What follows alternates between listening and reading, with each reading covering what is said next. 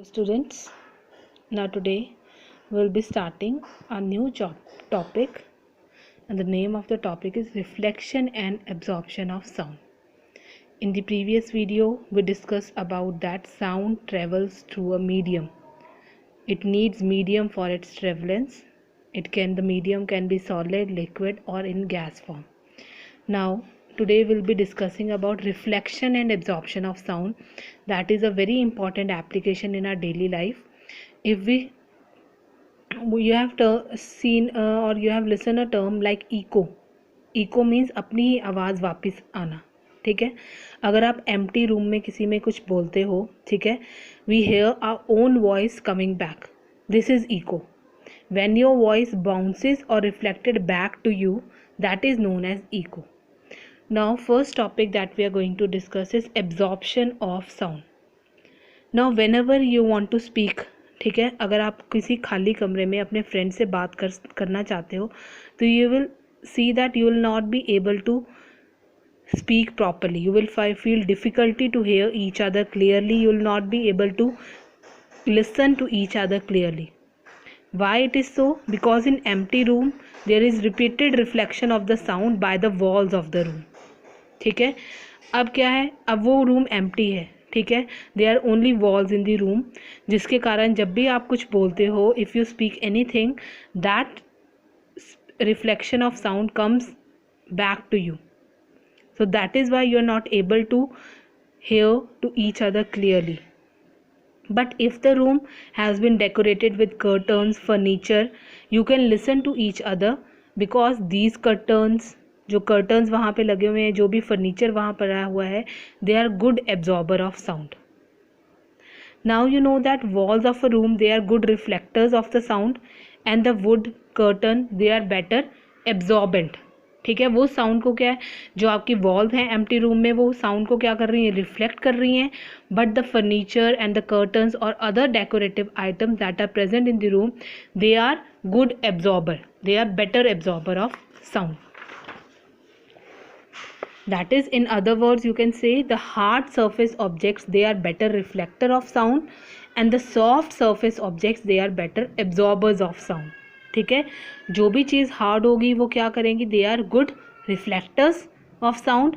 But those which are softer like curtains और other decorative items, they are softer in, अगर हम किस में कंपेयर करें, वॉल्स और उस ऑब्जेक्ट्स में, तो वो वॉल से क्या होंगी, वो ऑब्जेक्ट सॉफ्टर होंगे. So they are better absorber of sound. Now how sound is produced by humans.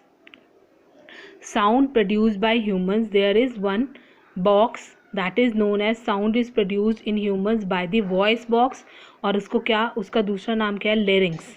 So आपको ये क्वेश्चन भी पूछा जा सकता है, what is the another name of voice box? That is the larynx. Larynx is the other name of voice box. Now if you put a finger on the throat and find hard bump that seems to move when you swallow, ठीक है, अगर आप अपने mouth में कोई finger डालते हो and you find that there is a large bump that helps you to swallow, this part is known as the voice box. ठीक है, ये कहाँ पे प्रेजेंट होता है, it is present upper, it is the at the upper end of the wind pipe. ठीक है, wind pipe के ऊपर प्रेजेंट होता है ये larynx. This is your wind pipe और यहाँ पे आपका लेरिंग्स प्रेजेंट है. ठीक है, 2 vocal cords are stretched. These are your vocal cord. You can see the diagram also.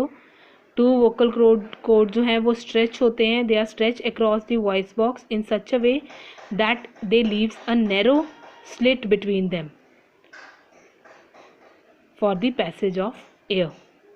Now when the lungs force air through the slit, ये जो slit है सेंटर में प्रेजेंट, जब लंग जो है इधर से एयर पास ऑन करती हैं, ये वोकल कोड जो है वो वाइब्रेट करती हैं, और वोकल कोड वाइब्रेट करेगी.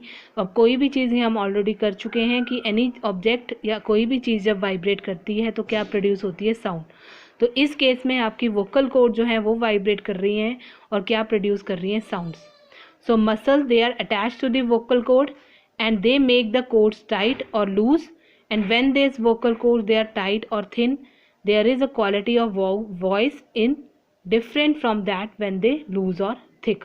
So this is how the cords जो हैं वो vibrate करती हैं और क्या produce करती हैं, sound.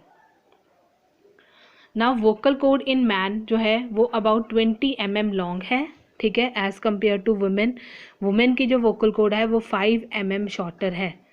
तो आपने याद रखना है वोकल कॉर्ड मैन जो है वो 20 mm की है लॉन्ग, और वुमेन की 5 mm शॉर्टर देन मैन, मतलब कितनी हो गई 15 mm वुमेन की। और children have very short vocal length, ठीक है, उनकी जो वोकल कॉर्ड्स हैं वो बहुत ज़्यादा छोटी होती है। This is the reason why the voice of man, women and children they are different. Clear? There is one activity to show that how vocal cord work. Now you have to take 2 rubber strips of the same size. Now place these 2 pieces one above the other and stretch it tightly. Now when you blow the air between these gap between these 2 strings of the rubber, as the air जैसी air blow करती है between the stretched rubber strips, sound जो है वो produce होती है. You can also take a piece of paper with a narrow slit and hold it in between your fingers. Now when you blow the air through the slit and listen to the sound, ठीक है, तो आपको क्या produce होएगी, sound, मतलब वो vibrate कर रही हैं स्ट्रिंग्स और साउंड प्रोड्यूस हो रही है। सिमिलरली हमारी वोकल कॉर्ड जो है सिमिलर मैनर में जो है वो साउंड प्रोड्यूस करती हैं by vibrating. Now next topic is your musical sound, ठीक है। अब आपको पता है आप इजीली डिफ्रेंशिएट कर लेते हैं कि डिफरेंट, अगर कहीं पे गिटार बज रहा है तो आपको पता चल जाता है ये गिटार की आवाज़ है, या कहीं पे तबला या ढोलक बज रहा है तो आप you can easily identify that it is a voice of a tabla और ढोलक, ठीक है। सो ब्रॉडली जो है म्यूजिकल जो इंस्ट्रूमेंट्स हैं they are classified into 3 categories में इनको क्लासीफाई किया हुआ है। स्ट्रिंग्ड इंस्ट्रूमेंट, ठीक है, string means which are having strings in them, मतलब उनकी स्ट्रिंग्स वाइब्रेट करती हैं और साउंड जो है वो प्रोड्यूस होता है, like in guitar, sitar, violin, ठीक है। द श्रिलनेस और pitch of the sound is altered by changing the length of the vibrating portion of the string. इनकी वाइब्रेटिंग पोर्शन को हम कम या ज़्यादा कर सकते हैं, जिनके कारण इनकी जो साउंड की प्रोडक्शन है वो भी कम या ज़्यादा हो सकती है, ठीक है। These instruments also have an air chamber which helps in increasing the loudness of the sound produced. Now in percussion instruments like tabla, ढोलक, मतलब percussion means they are having a membrane. उनकी membrane vibrate करती हैं, membrane vibrate करती हैं तो वो क्या produce करती हैं, sound. The pitch of the sound is altered by increasing or decreasing the tension in the membrane. जितनी ज़्यादा ज़ोर से आप मारोगे और या जितनी कम आप आवाज़ करोगे इसकी मेम्ब्रेन में, उतनी ही आप उसकी साउंड को इंक्रीज़ या डिक्रीज़ कर सकते हो, ठीक है। और उसके बाद है आपका विंड इंस्ट्रूमेंट। विंड में आपका क्या आ जाएगा, fluid. The sound is produced by vibrating column, ठीक है, इसमें कॉलम होल्स बने होते हैं जिनको कहा जाता है वाइब्रेटिंग कॉलम, उससे साउंड प्रोड्यूस होती है, air column inside the instrument, ठीक है। और इसकी लेंथ को, changing the length of the vibrating column, we can alter the sound, we can decrease or increase the sound. Now when we pluck the string of an instrument like the sitar, ठीक है, so you can hear the only that of the string, sound of एक particular string की, whole instrument is forced to vibrate and it is the sound of vibration of the instrument that we hear. Now to produce a music different notes are used, ठीक है, क्या मतलब different frequency उनकी use की जाती है।